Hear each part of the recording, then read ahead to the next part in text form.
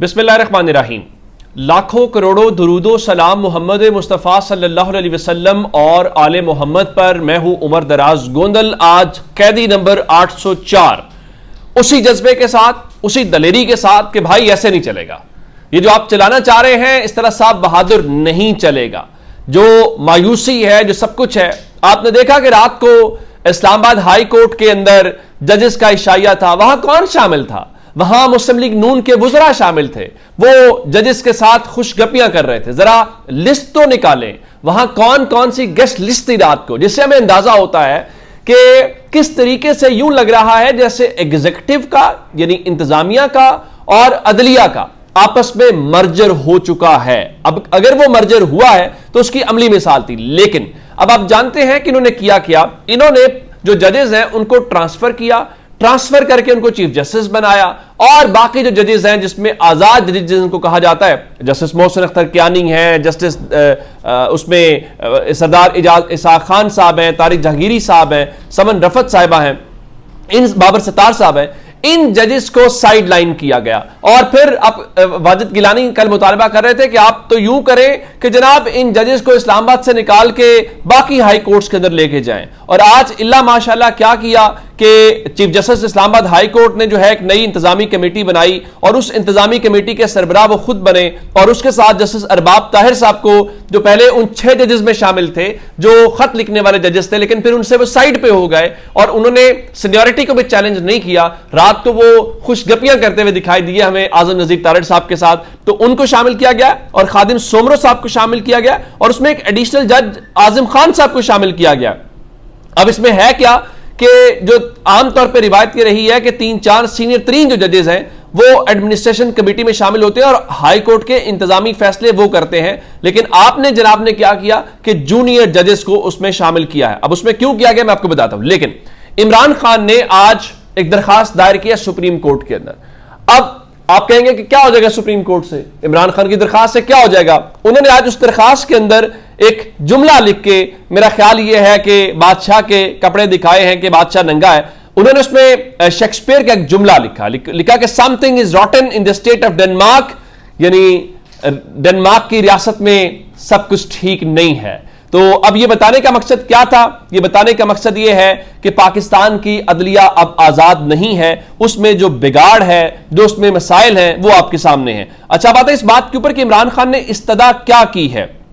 उन्होंने ये जो जजेस का ट्रांसफर किया गया है और उस पर जो आहनी बेंच ने, अब उसको आईनी बेंच कहें या आहनी बेंच कहें, जो आहनी फैसले देता है, जो उनका फैसला है, उसके खिलाफ इंट्रा कोर्ट अपील दायर की है। उसमें उन्होंने कहा है कि जो 3 जजेस आप लेके आए हैं इस्लामाबाद में, जिसमें डोगर साहब खुद शामिल हैं, इन जजेस को इस्लामाबाद में लाने का मकसद जो आजाद जजेस हैं, जो वो 6 खत लिखा, 5 मौजूद अपनी जगह के ऊपर, उनको पीछे धकेलना मकसद है, और ये अदलिया की आजादी के ऊपर एक हमला है। और फिर उन्होंने ये कहा कि ये जो चीफ जस्टिस सरफराज डोगर समेत 3 जजेस की ट्रांसफर है वो कानून के मुताबिक जो आईनी बेंच ने फैसला करार दिया है उसको कल अदम करार दिया जाए। अच्छा उसमें क्या कहा गया है?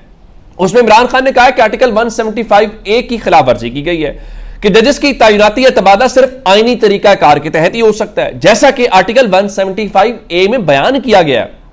इस आर्टिकल को नजरअंदाज करके तबादले का अमल करके अदालती खुद मुख्तारी को मजरूह किया गया है।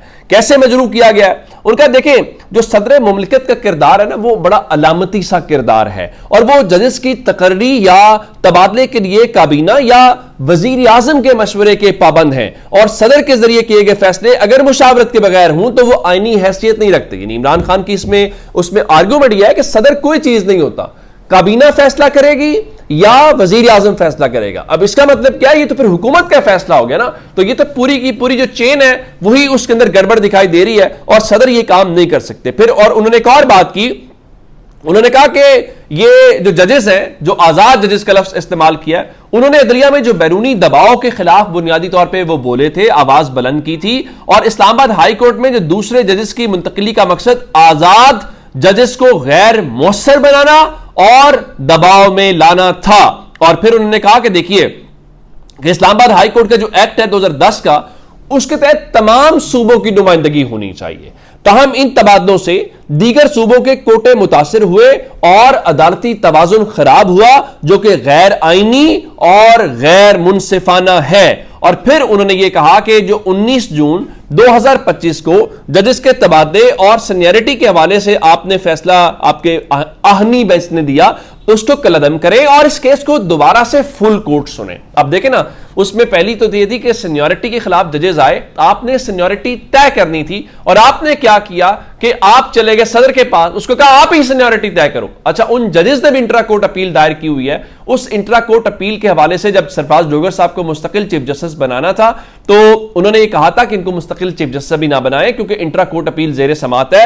लेकिन चूंकि हुकूमत की ख्वाहिश यह है कि हुकूमत का इसमें मकसद भी यही था कि जनाब वो हर सूरत डोगर साहब को लेके आना चाहते थे और वो तो जल्दी में थे, वो तो कोई चीज ऐसी करना नहीं चाहते, तो डोगर साहब को चीफ जस्टिस बनाया और जो चीफ जस्टिस वो बने वो शौकत सिद्दीकी साहब के वोटों से बने। ये वही शौकत सिद्दीकी साहब हैं जो हमें किसी जमाने में पता चला ये बड़े एंटी एस्टैब्लिशमेंट है, ये बड़े बाअसूल है, लेकिन हमें फिर पता चला कि नहीं भाई, कोई एंटी एस्टैब्लिशमेंट नहीं है, एक ओहदे की मार थे, मराद बहाल हो गई और सब ठीक हो गया।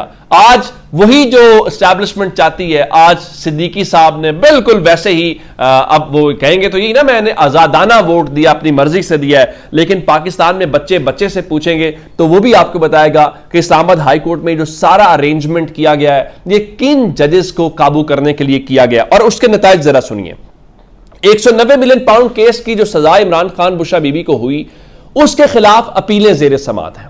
वो अपीलें समात के लिए नहीं लग रही, उसमें आपने क्या करना है, उसमें उनकी सजा मुअत्तली है। नया आता है, वो कहते हैं भाई 14 दिन, वो 14 दिन से ज्यादा का वक्त जज दे देता है। कमाल बात यह है, अगली बार पता चलता है जी वो फलां बेंच अवेलेबल नहीं है, बिल्कुल ठीक है। अब उसके खिलाफ एक मुतफरिक दरखास्त दायर कर दी उन्होंने, और मुतफरिक दरखास्त दायर करके कहा भाई हमारा केस जल्दी लगा लो। आप जब मुतफरिक दरखास्त दायर होती है वो होती है कि मेरा केस जल्दी फिक्स किया जाए, वो जल्दी समात के लिए मुकर्रर हो जाती है, लेकिन मरकजी अपील तो अपनी जगह के ऊपर, यहां पे जो मुतफरिक दरखास्त है वो भी समात के लिए मुकर्रर नहीं हो रही। तो जिसका मतलब क्या, और फिर वो मुतफरिक दरखास्त जब समात होगी उसमें जो ऑर्डर आएगा वो कब आएगा, यानी उसकी कोई तारीख नहीं है। तो इसलिए जस्टिस जो सरफराज डोगर साहब हैं उनको इसीलिए जब वो कहा जाता है कि वो हुकूमत की चॉइस है, तो वो हुकूमत की चॉइस इसीलिए है ताकि जो हुकूमती मसाइल हैं, हुकूमती मामलात हैं, वो बिल्कुल उसी तरीके से चलते रहें और हुकूमत को, निज़ाम को, सिस्टम को किसी किस्म का कोई खतरा नहीं होना चाहिए। और मजे की बात क्या है, चूंकि डोगर साहब यहां पे मौजूद हैं चीफ जस्टिस, तो यही वो उनकी पार्लियामेंट है और यहां पे आपने आईनी बेंच नहीं बनाया, यानी आपने सुप्रीम कोर्ट में आईनी बेंच बना दिया, सिंध हाई कोर्ट में आईनी बेंच बना दिया, और पंजाब में भी इनकी हुकूमत है, पंजाब में मुस्लिम लीग नून ने आईनी बेंच के लिए कुछ नहीं किया।